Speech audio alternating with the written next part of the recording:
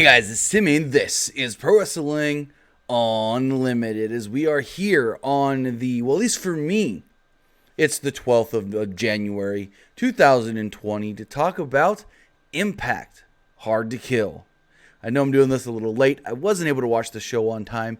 It was my daughter's birthday this weekend, so we had a special birthday dinner, and I had to start watching the show late, and then the Brian Cage news came out, and then I had to work on some other things for a non-wrestling project, so hey, I told you I'd get you guys the review for Impact, and I'm getting you the review for Impact.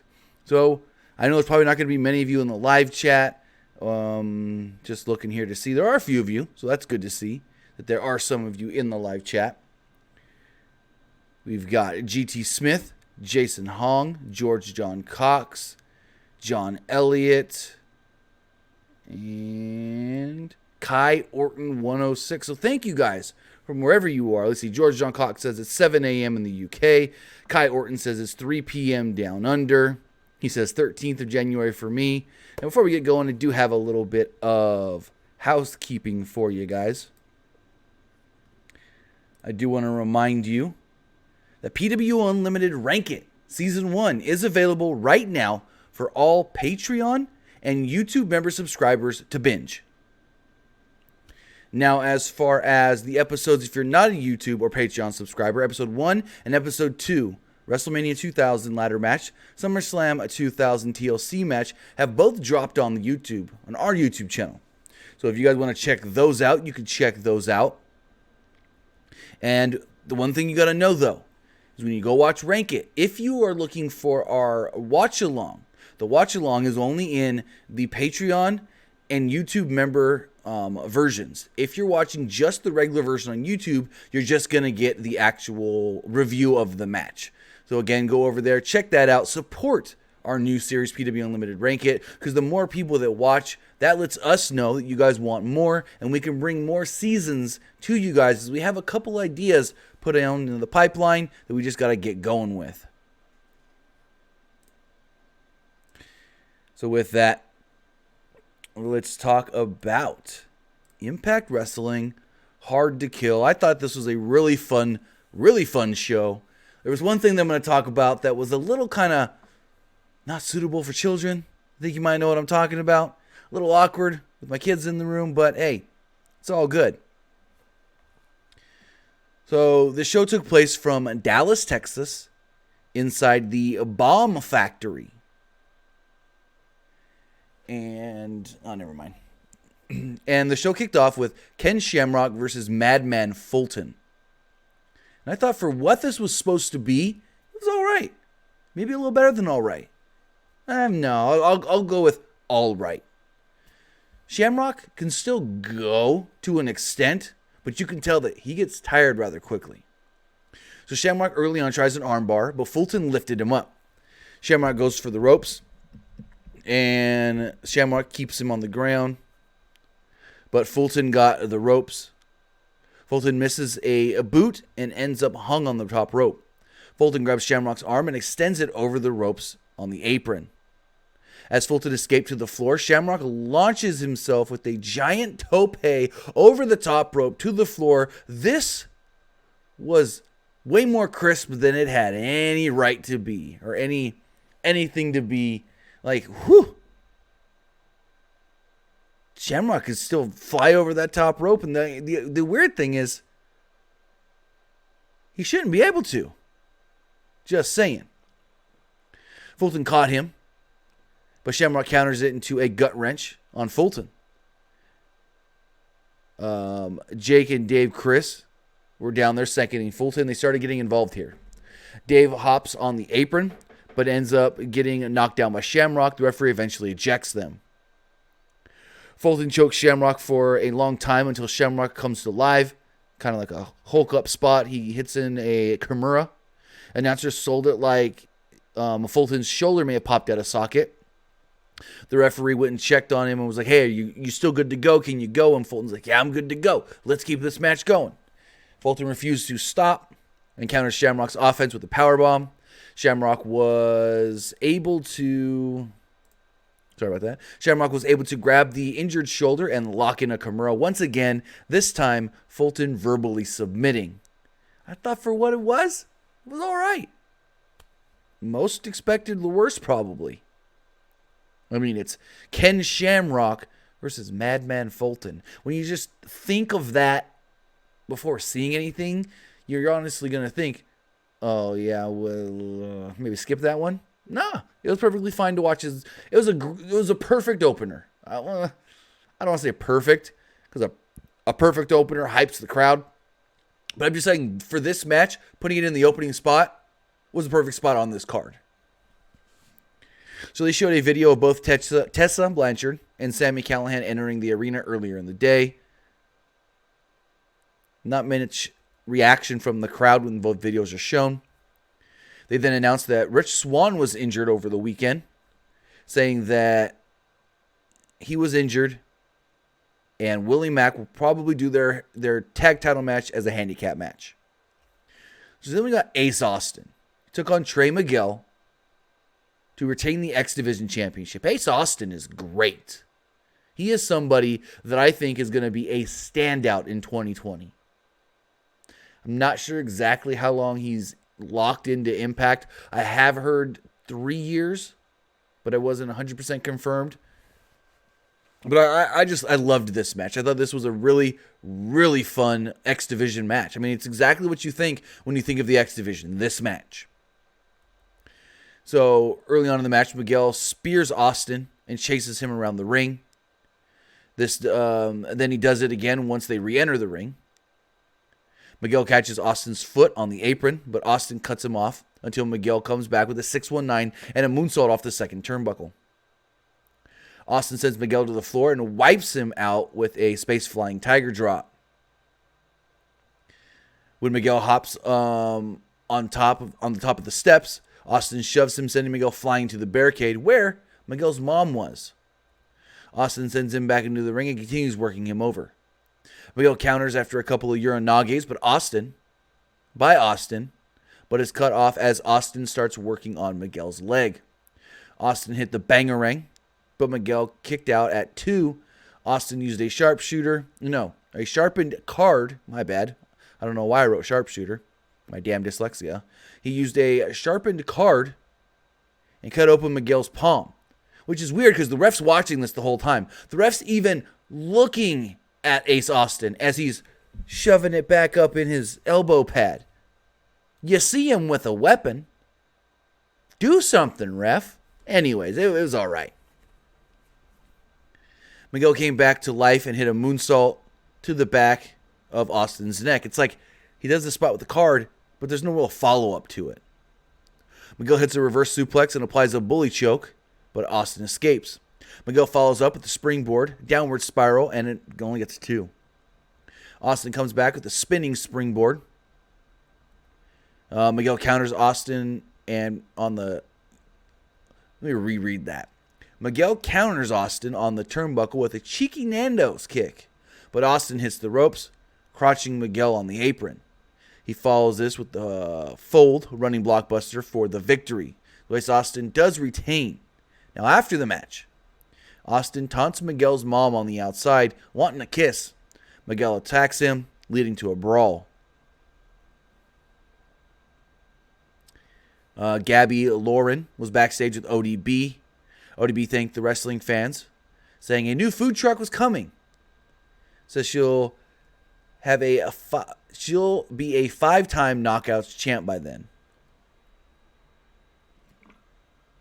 And that match was next. Tiya Valkyrie defending against ODB and Jordynne Grace. I really felt, please give this title to Jordynne Grace. It's her time. She's got new gear. She looked very fancy. I thought, okay, Jordan's probably going to win. ODB's going to take the pin, which she did, but Tiya retained.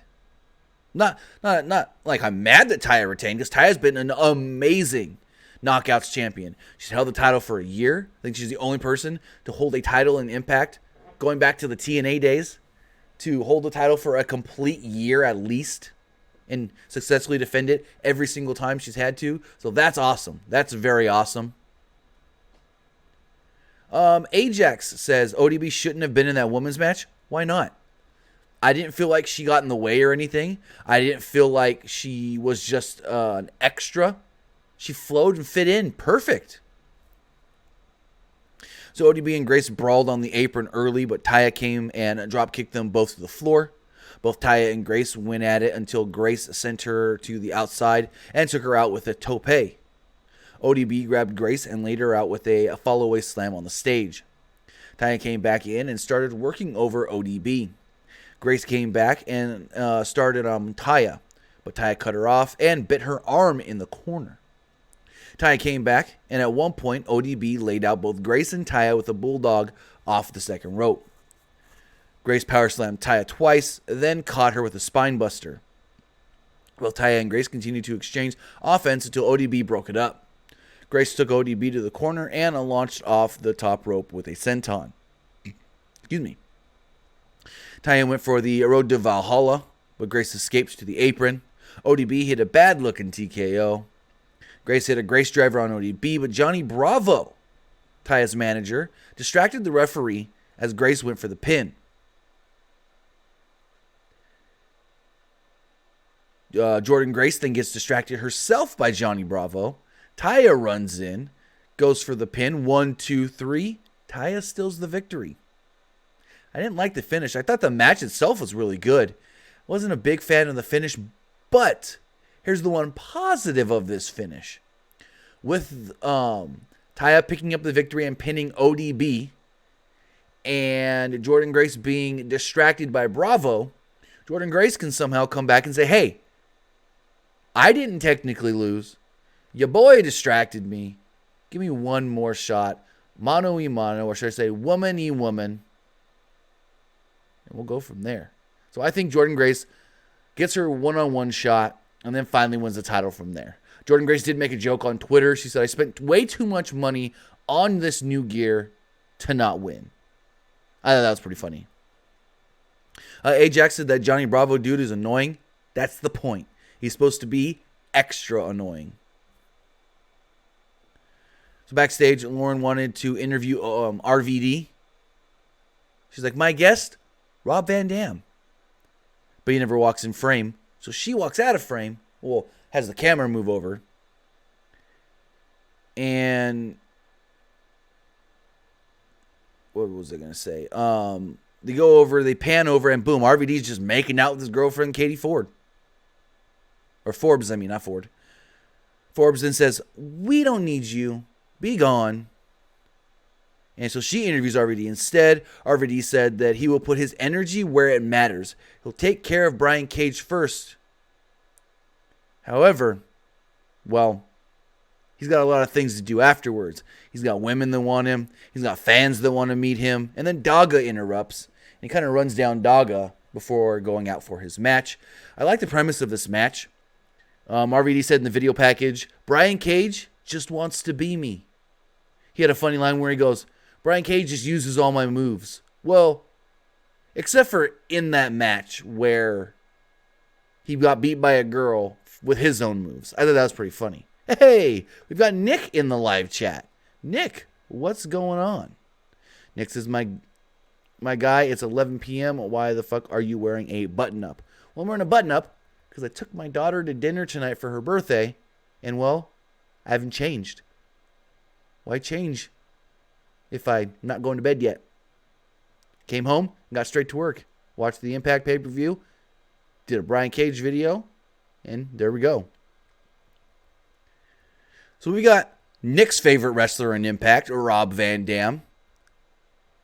And this entrance with RVD and Katie Forbes. Holy hell. It's just a strip tease. She's wearing the skimpiest of outfits.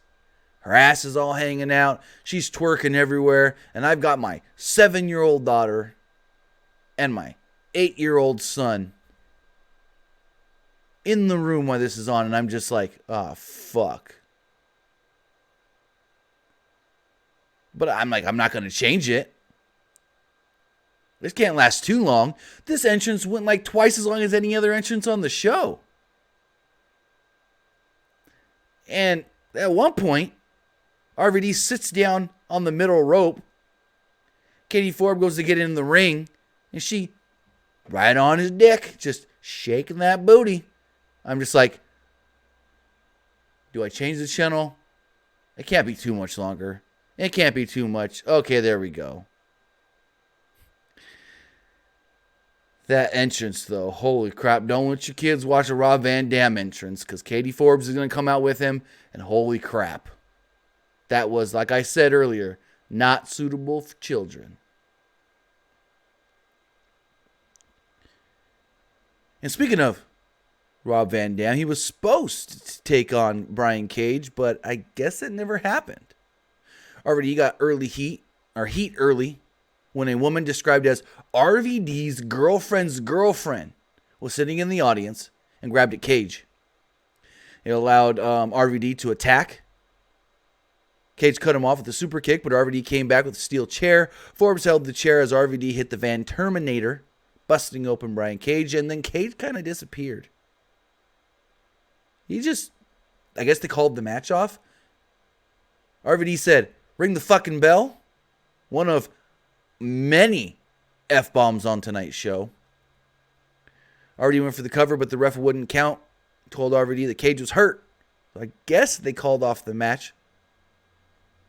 And then Dogga comes out, and we end up getting RVD versus Dogga. So why do we need RVD versus Cage set up if all we were getting was RVD versus Dogga? Now I get it. Brian Cage, most likely done with the company. But I don't know. If I was going to have Brian Cage in his last match in the company, I would have had him in an actual match. I get it. He might actually be hurt from what I heard. So he couldn't work a real... I don't know. I heard that they did that because he may actually not be able to work a real match. Next question says, where'd y'all go? We went to Applebee's. It was her decision. I said, where do you want to eat? She said, Applebee's. So we ended up getting RVD versus Dogga. This was, I guess you could say, lower end of good. Kind of seemed like not much was planned out, and they just went with it on the fly. RVD was on offense early until Dogga cut him off. RVD came back with the body scissors roll-up, but Dogga kicked out. Forbes distracted Dogga, allowing RVD to hit a leg drop. He went for the 5-star frog splash, and it connected, and he got the win. Wasn't long, the match itself. Dogga looked okay.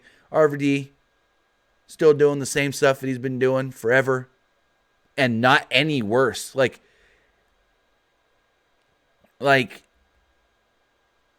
he's still doing the same moves that he's been doing since the late 90s. And he doesn't look like he's lost a step at all, which is great. So in the back, Lauren went to look for Sami Callihan. She was at the OVE locker room. I think it was Jake Chris comes out and says, "What do you want?" She's like, "Well, can we get a word with Sami Callihan?" And he's like, "No, he didn't want to speak to anybody. I can tell you he's here, but that's it." Then we got my favorite match of the night, Eddie Edwards versus Michael Elgin. Now, here's the thing. Michael Elgin's Michael Elgin. He's good. He's Big Mike. Now, Eddie Edwards, for me personally at least, he's really grown on me over the last year and a half, 2 years. When he was with Davey Richards and the American Wolves, I thought solid, good tag team. I thought they were almost on the levels of Bobby Fish and Kyle O'Reilly, but they just could never get to that great level, like a Bobby Fish and Kyle O'Reilly. They were like if Bobby Fish and Kyle O'Reilly were the standard best tag team in ROH, they were right here, and never could get up there to that level. But ever since Eddie Edwards has got his quote-unquote mean streak and been a singles guy, I thought he's been great. All the stuff that he's done with Tommy Dreamer. I'm glad that he's finally away from Tommy Dreamer, because they tried to have him act too much like Tommy Dreamer. But the stuff that he's done with his wife, Alicia Edwards, and all that, it's been good. So Eddie started off hot with a tope to the floor, but it quickly turned into a brawl on the outside. Edwards tries to mount a comeback with a tope suicida, but Elgin blocks it. He sent Edwards crashing to the floor. Elgin follows up with an ego trip on the apron onto the concrete outside. Edwards made a brief comeback with a forearm smash in the corner, but Elgin immediately regains control. Eddie finally comes back alive after a belly-to-belly on the floor, then followed it with a tope that sent Elgin into the barricade. Edwards followed this with a big backpack stunner for a 2 count. Elgin powered Edwards momentarily, but Edwards cut off Elgin with a blue thunder bomb. Elgin blocked the Boston Knee Party and countered Edwards by taking him out with a sliding D and a running elbow to the back of the neck.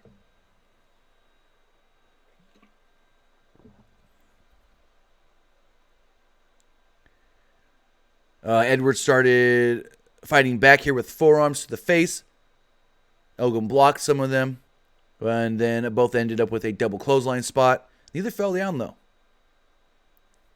Edwards finally takes out Elgin with a clothesline and follows with a tiger bomb for a near fall. Elgin grabbed Edwards and went for a buckle bomb, but Edwards escaped with a Hurricane Rana. Elgin then cut off Edwards and took him to the top rope, hitting a big German suplex for another near fall. The end of the match, the end sequence came when Elgin took out Edwards with a splash mountain, but Edwards took out Elgin's knees and went for the legs, but Elgin freed himself, blocked the Boston Tea Party, and went for an STF. Edwards escaped. Elgin didn't like this and argued with the ref. He hit the buckle bomb, but Edwards floated over and rolled him up for the victory. Eddie Edwards pins Big Michael Elgin. I thought this was a really, really good match. To me, this was the best match of the night. They got Moose versus Rhino. It's basically who does the better spear. Well, actually, it's Moose and his no jackhammers needed, and Rhino and his gore. Now, I thought this was funny because in the video package that played, there was a great line by Rhino where he goes, Moose says that he's got his no jackhammers needed. Well, I'm going to show him no fucks needed. I was like, damn. Rhino out here having fun in Impact. So Rhino and Moose started off strong. Moose hitting a spear that sent Rhino to the outside early. Moose used a chair. Remember, no disqualification. I forgot to mention this. This is no disqualification. Moose used a chair as the two went up on the stage. Rhino back body dropped Moose onto the stage.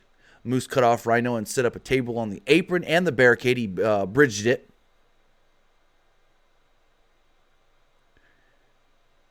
Moose then, as he sets up the table, tried to put Rhino on it. Rhino escapes. Then gives Moose a very slow pop-up powerbomb through the table. Moose gets the heat back in the ring, beating Rhino with a trash can lid, and follows that up with a senton splash. Moose went for an elbow, emulating Randy Savage, as he was also wearing Randy Savage-inspired gear, pink trunks, purple boots, or yellow boots. He only got a 2 off the elbow.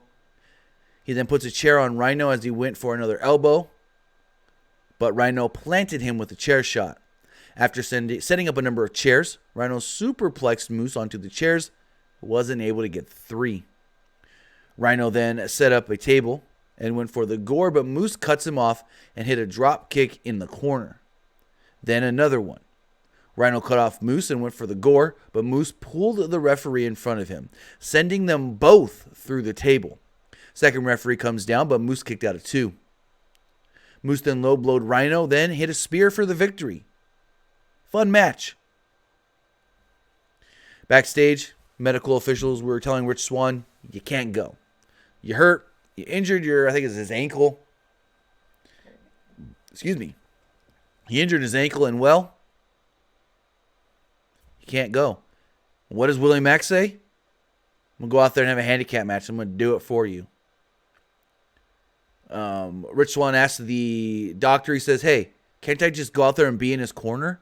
And the doctor literally goes, no, Rich, because I know you. First chance of any kind of, what did he say? First chance of any danger for Willie, you're going to want to jump in there, and I can't risk that.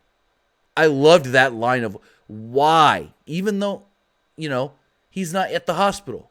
He can crutch down there. I like the explanation of why the doctor does not even want him at ringside. Because I know you. You're going to want to help Willie when he needs the help. Hurt or not. I loved that line. I thought that was a great explanation. It wasn't needed, but it just kind of furthered, especially later when we watched Rich Swann. He was watching the match from the back, but he just knew he couldn't be there. So this is the North, Ethan Page and Josh Alexander. And I got to talk about Ethan Page.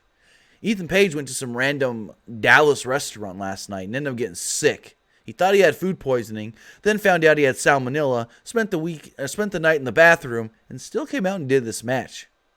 I think Josh Alexander worked more of the match. But kudos to Ethan Page, who was sick with salmonella and still came out for this match. The North immediately double-teamed Willie Mack, but Mack took them both out and clubbed Alexander in the back of the head. He went to go for a tope, but Page distracted him long enough for Alexander to come back. They showed Swann looking concerned backstage as both members of the North worked Mack over. Mack started to make his comeback on Alexander, working over both of them, the men from the North. Page helped Alexander avoid a standing moonsault. Mack came back and went for a 6-star frog splash, but Page distracted him long enough for Alexander to lay him out. They then planned a pair of double-team maneuvers, but Mack kicked out. The North next went for a double superplex, but he took out Page. Page got taken out. Alexander wound up on Page's shoulder somehow, as Mack then hit you would think, okay, guy on a guy's shoulder, another guy coming off the top rope. What is this, a doomsday device? No, it's a doomsday destroyer. Literally, Alexander is on the shoulders of Ethan Page. Willie Mack's at the top rope.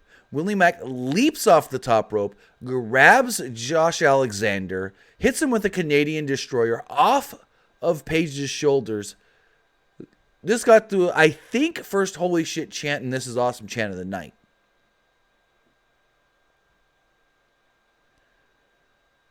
He then took out Page on the outside and hit the 5-star or the 6-star frog splash on Alexander. Mack went for the cover, but Page dragged the referee to the outside.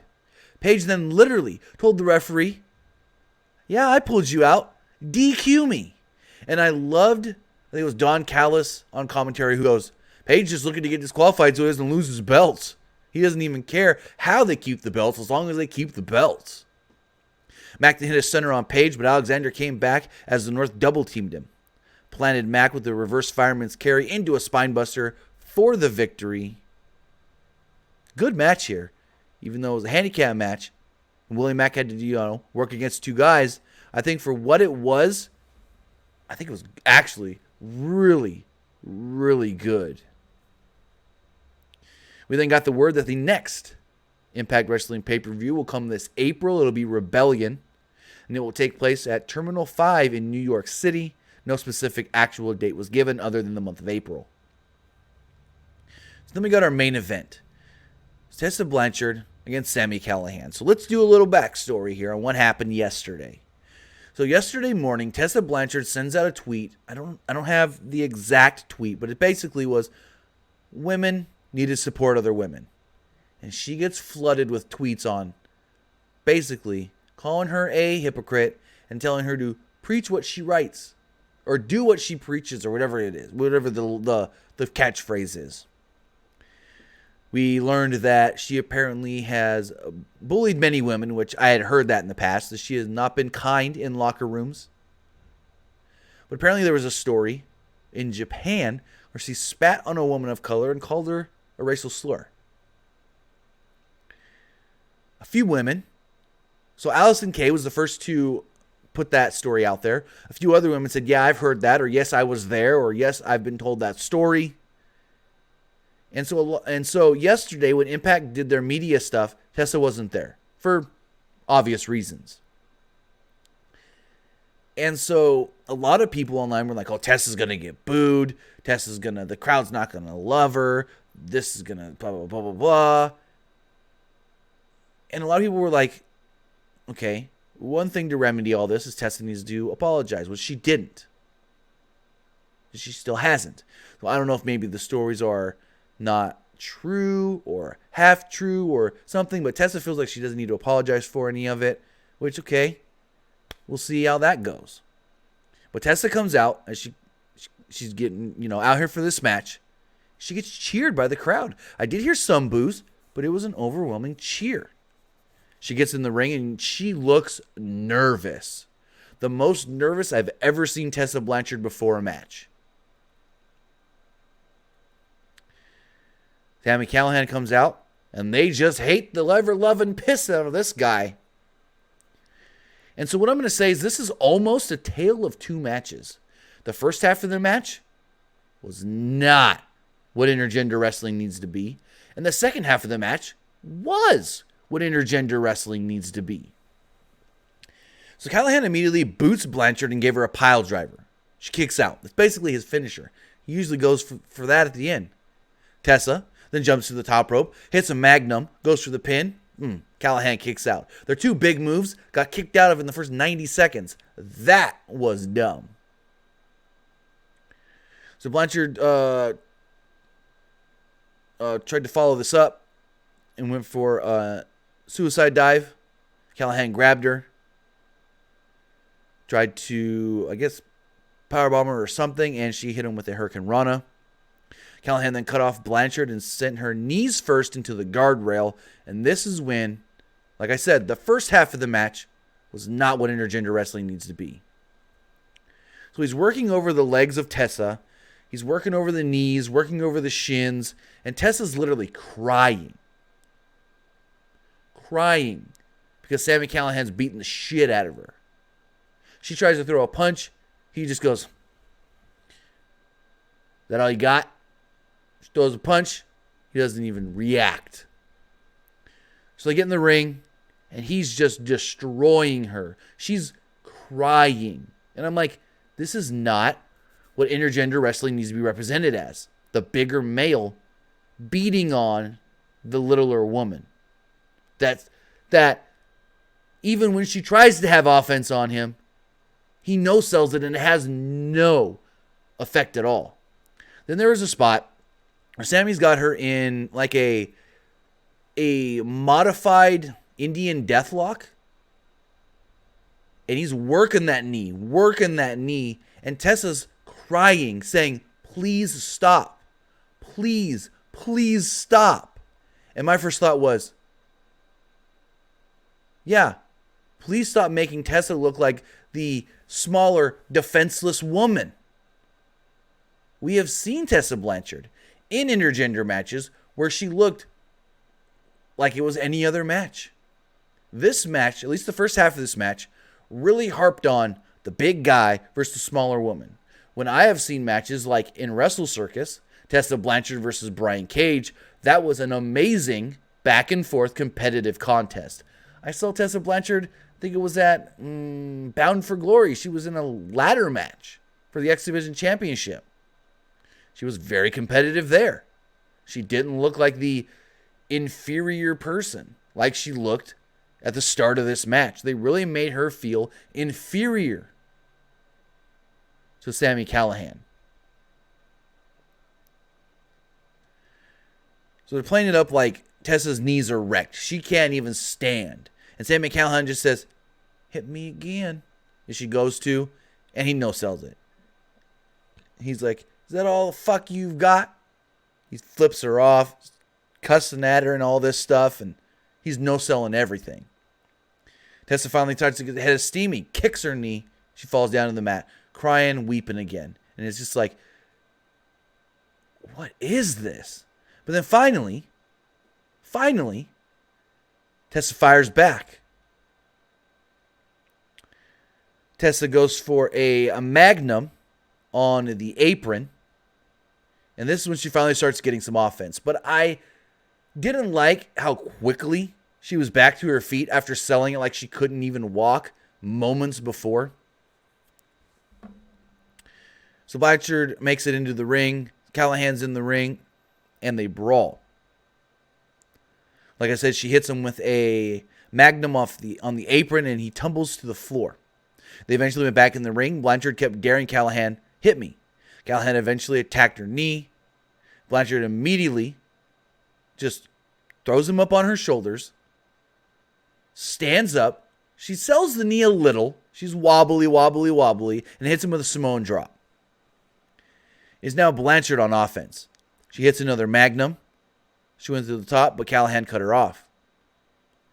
He went after the knee and hit a get out of here for a 2. Callahan landed a German suplex, but Blanchard this time was the one no-selling. Callahan then was the first to react with a sit-out powerbomb, and then went after Blanchard's leg with an inverted half crab, and then an STF. Blanchard tried to make it to the ropes for the rope break, but Callahan grabbed her hand and pulled her back. Blanchard finally made it to the ropes by using her foot. After the referee took away the Impact Championship, looked like Sami Callahan maybe wanted to try and use it. Callahan grabbed some brass knucks. Blanchard low-blowed him behind the referee's back, went to the top and hit a Magnum. She then went for an STF, but Callahan escaped and hit another package piledriver for a close near fall. Blanchard fired back, hitting 2 Canadian destroyers, one after the other, finally finishing off Callahan with I forget the name they called it, but it's basically a hammerlock DDT. And she pins him. In less than a minute and a half after she is handed the belt, she climbs up on the turnbuckle, and the show just goes off the air with like 4 minutes still left until the top of the hour. So it's not like they were rushing for time. They still had the time. So I don't understand them going off the air so quickly. Tessa did cut a promo after the match. But yeah, I thought that was a tale of 2 matches. A big man beating up a littler woman that can't do anything against him. And then a competitive match against a pro wrestler and another pro wrestler. So I don't know if I liked it that much because of that. Like I did say, my favorite match of the night was Eddie Edwards versus Michael Elgin. So yeah, that was Impact Wrestling Hard to Kill. I thought the show was actually really, really good. Impact has been just putting on banger after banger with their pay-per-views. Some say that their weekly show is really good. I don't get to watch their weekly show every week. I catch the clips most of the time. Maybe once or twice a month, I'll actually watch the entire thing. But I do try to catch all the Impact like main pay-per-views. I don't catch a lot of the like Impact Plus shows. But the main pay-per-views have all been really good. Slammiversary was great. Bound for Glory was great. Even going back to last January, the pay-per-view they had, Homecoming, was really, really good. Then we had this pay-per-view, again, really good. So I've got high hopes for Rebellion in April. I think they have TV tapings coming up this week, so we'll probably know a lot of what's being built for that pay-per-view. And we'll let you know right here on Pro Wrestling Unlimited after they do film some more shows. So with that, I want to say thank you to everybody who's here either really late or really early in the morning for joining me here live to talk about Impact Wrestling. Thank you to everybody who watches later right here on YouTube and listens on podcast services all around the world. We'll be live again tomorrow night following Monday Night Raw. So keep it locked right here on Pro Wrestling Unlimited for more live reactions, reviews, podcasts, and of course, all the wrestling news you're going to need. But that's going to do it for this episode. Remember, comment below, like and share this video, like us on Facebook, Instagram, and Twitter, and subscribe right here on YouTube.